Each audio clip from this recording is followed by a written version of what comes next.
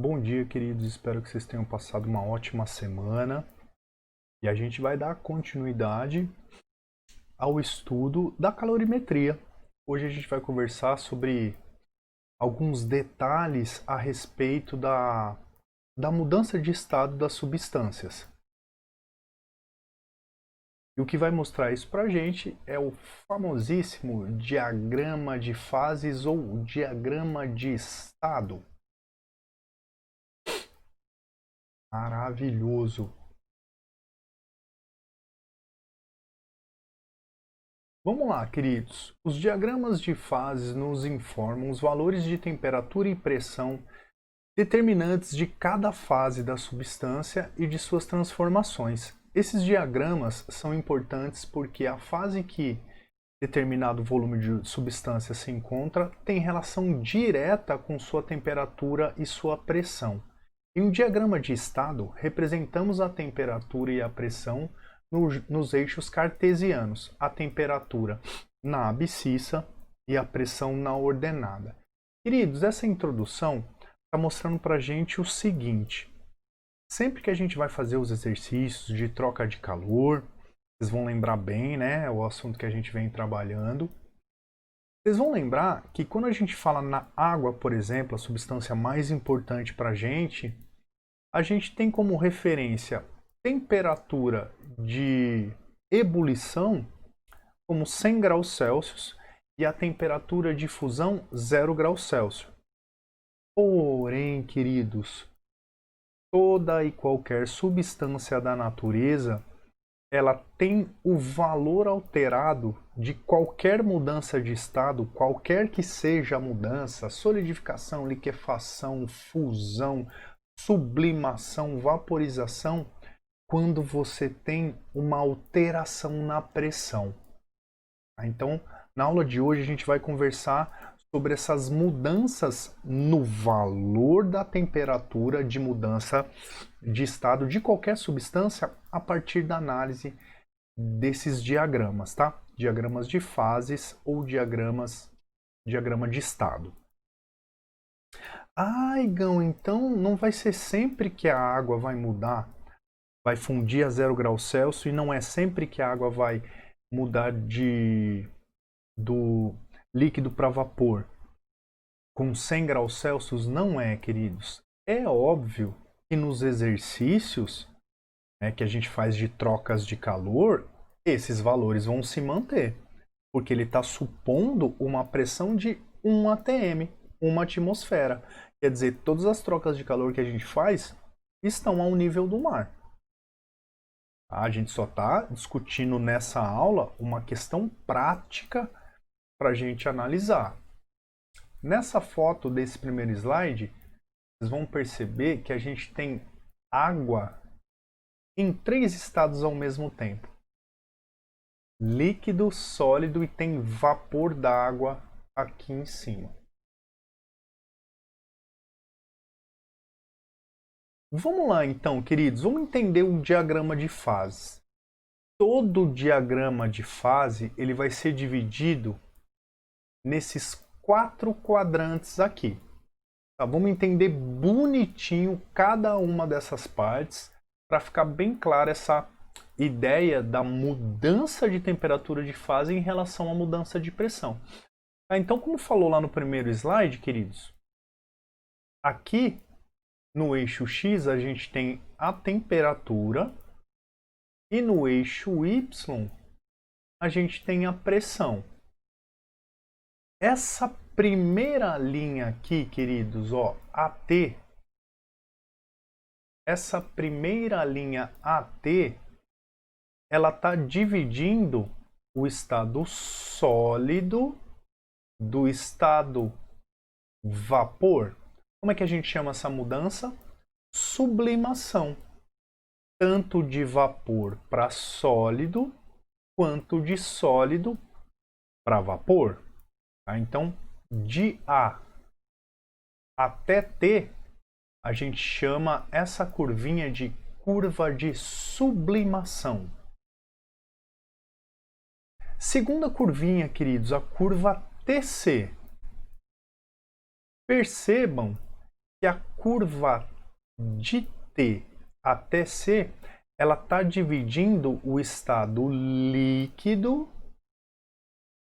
do estado vapor. Queridos, como que é o nome da mudança de estado líquido para vapor? Vaporização. E vapor para líquido? Liquefação. Ah, tá. Então, entre uma curva sempre teremos dois estados e as duas possíveis mudanças. Como assim? Queridos, imagine uma substância no estado líquido. Se ela receber calor, a tendência dela é vaporizar. Se ela estiver no estado vapor e doar calor, ela vai se liquefazer. Tudo bem? Essa linha TY, que vai do ponto T até o ponto Y, está dividindo o sólido do líquido. Sólido para o líquido a gente chama de fusão. Líquido para o sólido, solidificação. Legal, queridos? Então perceberam a primeira ideia? Tá? Sempre uma curvinha específica, ela vai separar dois estados diferentes de uma substância. Dá uma olhada aqui nesse ponto Y, queridos, olha só. Para um ponto sobre a linha TY, que é esse ponto Y, temos o equilíbrio térmico entre sólido e líquido, certo? Tá? Qualquer ponto em cima da curva TY é a substância nos dois estados. Ah, tá. Então, qualquer ponto entre T e C quer dizer que a substância está no estado líquido e vapor ao mesmo tempo? É, exatamente. Do mesmo jeito que qualquer ponto na curva AT, a substância vai estar no estado sólido e vapor. Olha que maluco. Legal, interessante, né? Nesse ponto Y, queridos, a gente vai ter três possibilidades, tá? Quais são elas? Se o sistema receber calor, olha lá, ó, a gente já comentou, né? Imagine o ponto Y aqui. Se a substância receber calor, ela vai para o sólido ou para o líquido? Concorda comigo que se ela receber calor, a tendência dela é fundir, derreter e ir para o estado líquido? Ah, então olha lá, ó. Se o sistema recebe calor, temos a fusão. Volta lá para o ponto Y. Aqui ela não está nos dois estados ao mesmo tempo, sólido e líquido. Se a substância doar calor, perder calor, a tendência dela é se solidificar. Faz muito sentido, né, queridos? E se a substância não trocar calor, nem receber e nem doar, olha lá, ó, temos equilíbrio entre a fase sólida e o líquido. Tudo bem, queridos? Então ficou claro? Bem tranquilo o diagrama, né? Não tem segredo nenhum. Bem possível que vocês já tenham visto isso na química. Por sinal, essa parte ela se aproxima muito, né, da química e da física, são partes que se encontram. Vamos continuar nossa análise. Observe que na curva TY, aqui TY, sólido líquido, um aumento de pressão sobre o sistema provocará um aumento na temperatura de fusão da substância. Olha o que a gente conversou, na verdade, o que eu comentei lá no comecinho da aula, queridos. Olha que maravilhoso, ó. Imagine somente essa curva de T até Y. Concorda comigo que se você aumentar a pressão não está aqui no eixo Y, se você aumentar a pressão percorrendo a curva TY, Aumentou a pressão, a temperatura também não aumenta? Quer dizer, queridos, alterando a pressão numa substância, você altera a temperatura de mudança de estado. Nesse caso que a gente está analisando, TY, quanto maior a pressão, olha que legal, queridos, maior será a temperatura de fusão. Não faz total sentido olhando o gráfico aqui, ó? Qualquer aumento de pressão vai fazer com que a temperatura também aumente. Que interessante, né? Isso, mesma coisa em qualquer uma das curvas de mudança de estado. Tudo bem, queridos? Agora vocês entenderam essa ideia de que a água só vai fundir a 0 graus Celsius se tiver ao nível do mar, porque ao nível do mar você vai ter 1 atm, uma atmosfera. Então, realmente, ela vai entrar em ebulição, vai mudar do líquido para o vapor a 100 graus Celsius e vai fundir a 0 graus Celsius. Belezinha. Agora vamos dar uma olhada nesse ponto T aqui, queridos, chamado de ponto triplo ou ponto tríplice. Esse ponto tríplice, ele está associado a uma temperatura específica e uma pressão específica, certo? Olha só, ponto T, você tem o valor da temperatura e o valor da pressão que vão te dar esse ponto. Esse ponto, queridos, é um ponto específico de qualquer substância que ela vai estar nos 3 estados ao mesmo tempo. Caraca, Igão! Tem como uma substância estar no estado líquido, sólido e vapor ao mesmo tempo? Tem. Aquele primeira figurinha que eu mostrei para vocês é a água no ponto tríplice. Uma pressão específica, uma temperatura específica vai fazer com que a água fique nos 3 estados ao mesmo tempo. Ah, mas essa temperatura tríplice e pressão tríplice vai ser a mesma para qualquer substância? Não. Cada substância tem a sua curva específica de sublimação, vai ter sua curva específica de vaporização e liquefação e sua curva específica de fusão e solidificação. Inclusive, valores diferentes para pressão e temperatura do ponto tríplice, tá? É como se fosse a personalidade da substância. Cada substância vai ter valor diferente. E bem simples pensar, né? Você acha que o ferro ele funde a mesma temperatura que a água? Não, né? A estrutura molecular é totalmente diferente. Galera, vamos olhar esse ponto C agora, ó. Tá vendo esse ponto C? A gente chama esse ponto C de ponto crítico. O que é o ponto crítico, queridos?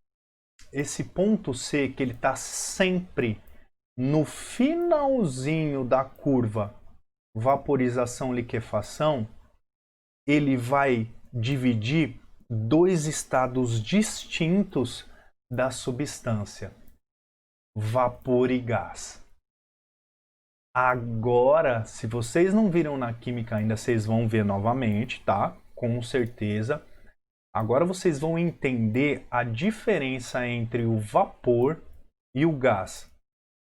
Ah, Igão, mas você está falando da mesma substância? Todo esse diagrama aqui, ele está falando de uma única substância. Jamais você vai ter um diagrama de estado, um diagrama de fase misturando substância. Não. Inclusive são de substâncias puras. Tudo bem? Então, tudo isso aqui diz respeito a uma única substância. Vamos voltar aqui para o ponto C, queridos. Olha só. Se você partir aqui do ponto 3 como exemplo, ó, e aumentar a pressão, vai aumentando a pressão aqui no ponto 3.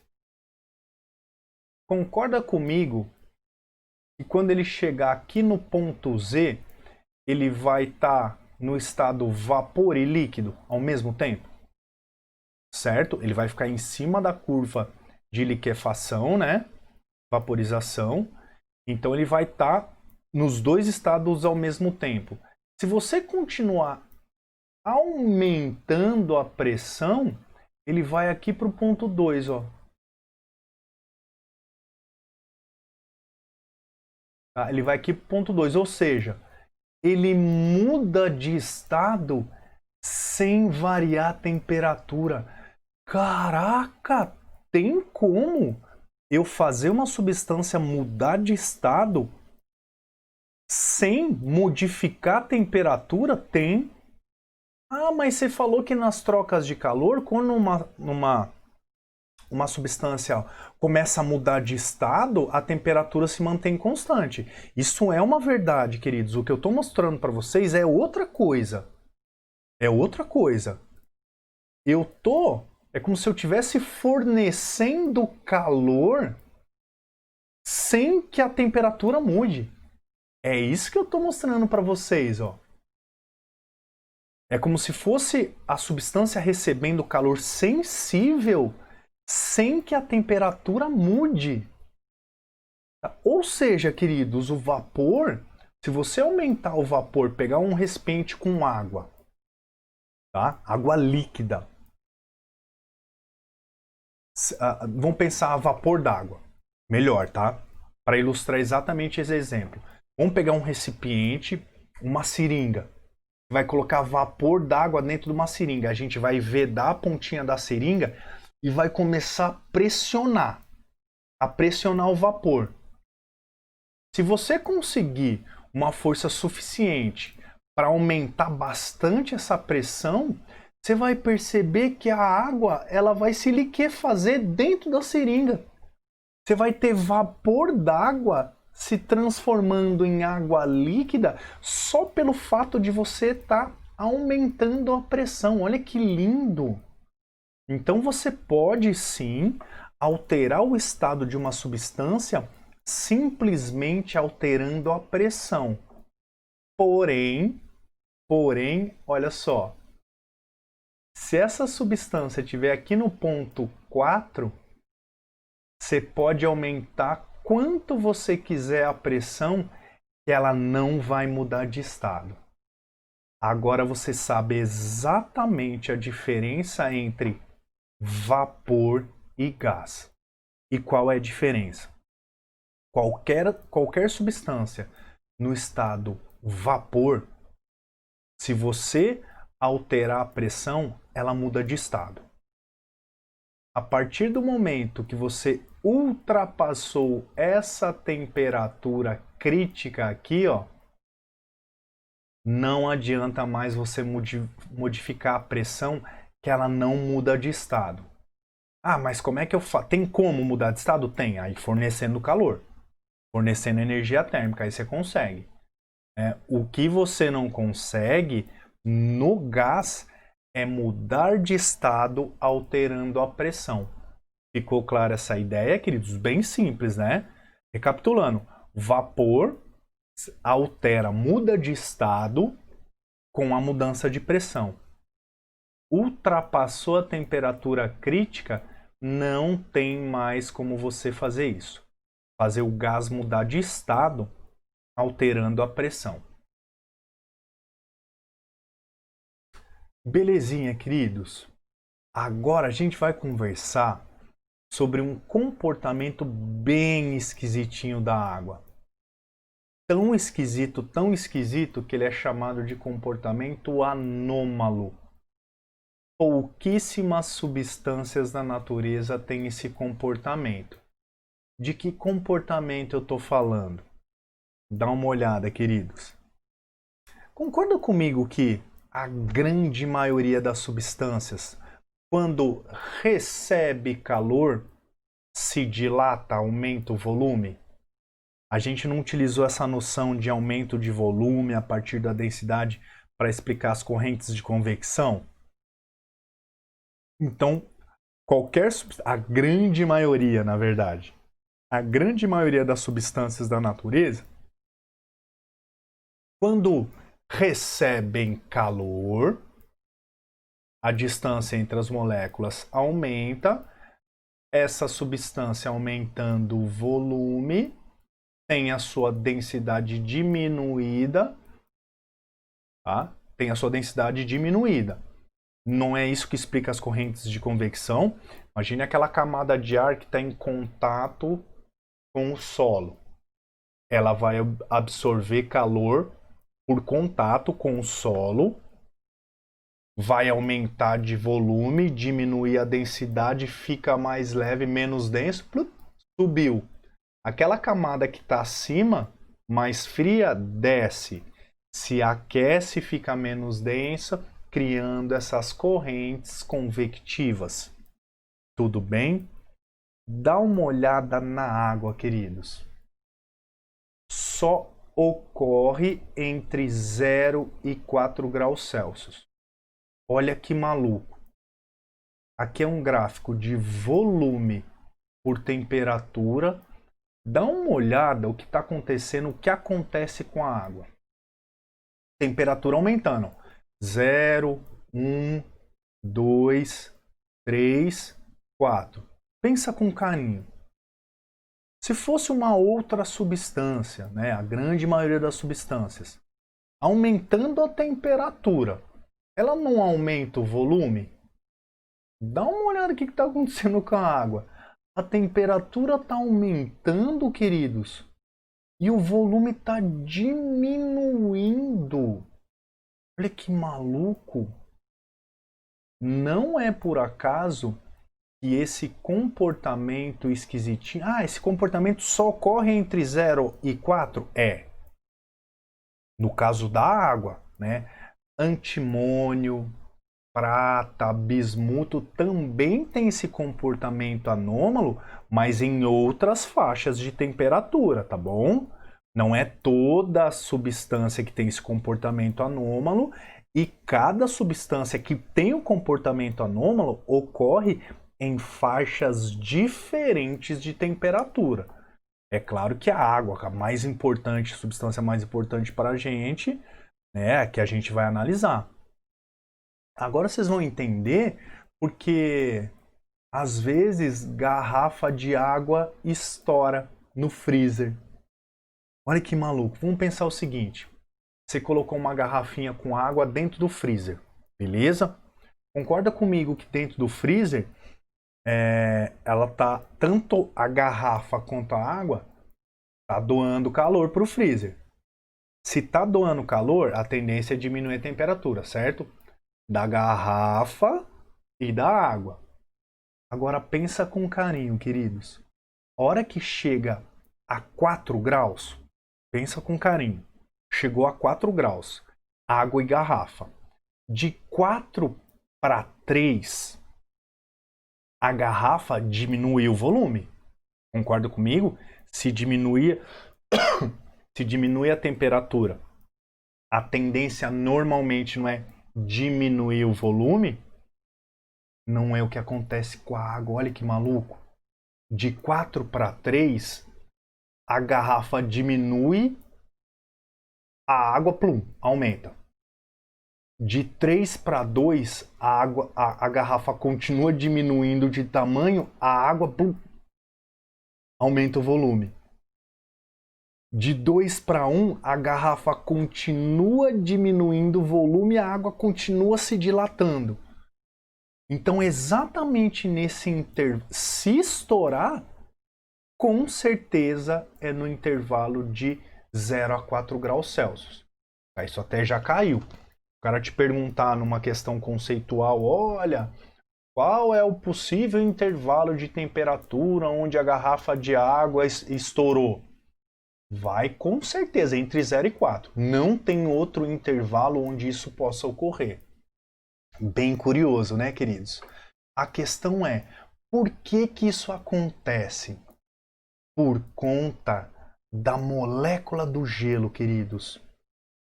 A molécula do gelo, ela é composta de cristais, e dentro desses cristais você tem um acúmulo de pequenos vacúolos. É como se fosse regiões de vácuo. Aí você vai entender o porquê que o gelo é menos denso que a água líquida. Por que que o gelo boia na água líquida? Não é porque ele é menos denso? Por que que ele é menos denso? Porque ele tem buraquinhos com vácuo ali, dentro da molécula do gelo. Né? Olha que bonitinho aqui, ó. No estado sólido, a água é composta por um prisma triangular, com uma molécula no centro delas. Olha que maluco! Então, se você aumentar a molécula do gelo, você vai perceber que você tem cristais com uma molécula aqui no meio. Concorda comigo? Se você tem um cristalzinho com uma molécula aqui no meio, entre essas moléculas você vai ter o vácuo. Olha que maluco! Então, isso é que faz com que a água tenha esse comportamento malucaço. Esse comportamento é tão importante, que se a água não se comportasse dessa forma, dá uma olhada no desenho da direita aqui, não teria vida nas águas nas regiões mais frias. Olha que legal essa comparação, ó. De 4, 5, 6, 7, 8 graus, concorda comigo? Acima de 4 graus, a água se comporta como a grande maioria das substâncias. Né? Tá recebendo calor, tá aumentando a temperatura. Aumentou o volume, ficou menos denso, subiu. Então concorda comigo que acima de 4 graus, quanto maior a temperatura, menos densa é a camada de água. Né? Quanto menor a densidade, ela vai subir. Não é a ideia das correntes de convecção? Perfeito, né? O ar menos denso não sobe, exatamente porque ele é menos denso. A água não é diferente, né, queridos? Quanto menor a densidade da camada de água, menos densa ela for, ela está lá em cima, ela vai subir. Quanto menor a temperatura, mais densa ela vai ser, vai ficar aqui embaixo. Nas regiões frias não é a mesma coisa. E por quê? Olha aqui, ó. O maior volume entre 0 e 4, o maior volume entre 0 e 4 não é em 0. Olha aqui, ó. De 0 até 4, o volume não vai diminuindo. Se o volume vai diminuindo, a densidade não vai aumentando. Olha que maluco, queridos. Ou seja, qual que é a conclusão disso na prática? É só por esse comportamento que a água não congela totalmente. É só por esse comportamento que a água não congela totalmente, o que permite a vida nessas regiões mais frias, dentro da água. Olha que maluco, queridos, não é? O oposto que está ocorrendo aqui, ó. Você tem uma menor temperatura, né? Uma camada de água menos densa. Ah, você falou que é maior volume? Uai, se é o maior volume, não é a menor densidade? Sacou? Então, assim, essa porção de água a 0 graus Celsius, o fato de ter o maior volume tem a menor densidade. Olha onde que está a camada de ar, de água. Não está aqui em cima. Por que que ela está aqui em cima? Porque ela é menos densa. Não é o gelo boiando na água líquida? Sacou? Que interessante, que maravilhoso. É natureza linda demais, né, gente? Natureza linda demais. Então, o diagrama de fase da água, ou do bismuto, ou da prata, do antimônio, ele vai ter essa carinha aqui, ó. A única coisa que vai mudar é essa curva aqui, ó. Solidificação liquefação, tá?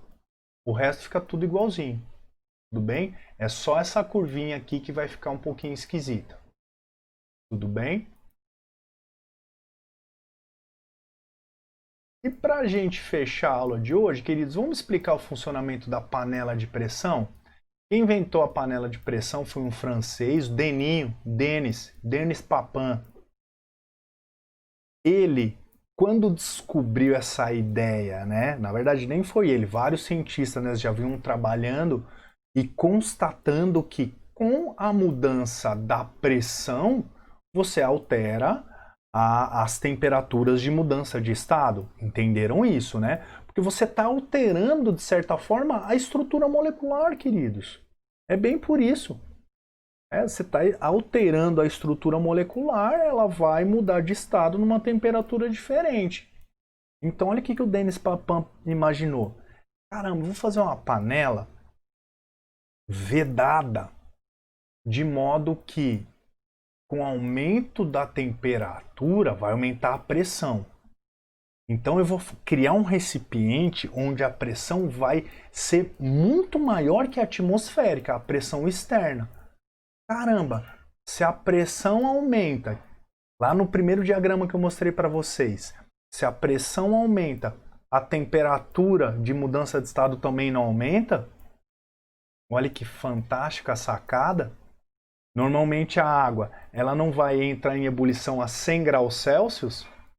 Se você conseguir aumentar a pressão, né, na grande maioria das panelas normais, a água ela vai mudar de estado a 120. Por quê? Porque você vai ter uma pressão praticamente o dobro da atmosférica.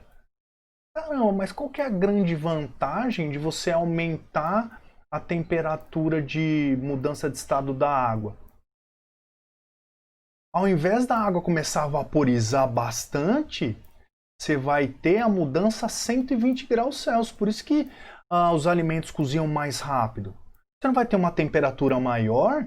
Uai, se a temperatura é maior, você tem maior agitação molecular, a substância que tiver ali dentro, o alimento, né, vai cozinhar mais rápido. Ah, qual que é a função da válvulazinha? Vixe, ela é fundamental, né, queridos?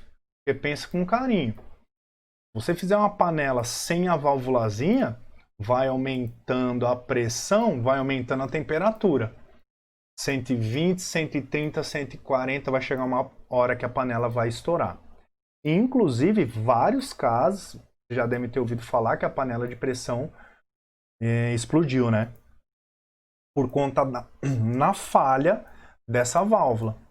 Então, a hora que atinge uma pressão próxima de 2 atm, tem um pezinho ali, né? A pressão vai exercer uma força maior do que o pezinho que está lá em cima, libera um pouquinho de vapor, diminui a pressão lá dentro. Ah, aumentou de novo, libera. Por isso que ele fica... Para você conservar o que está ali dentro, uma pressão próximo de 2 atm. Maravilhoso, né, queridos? Uma das aplicações desse estudo. Tudo bem, queridos?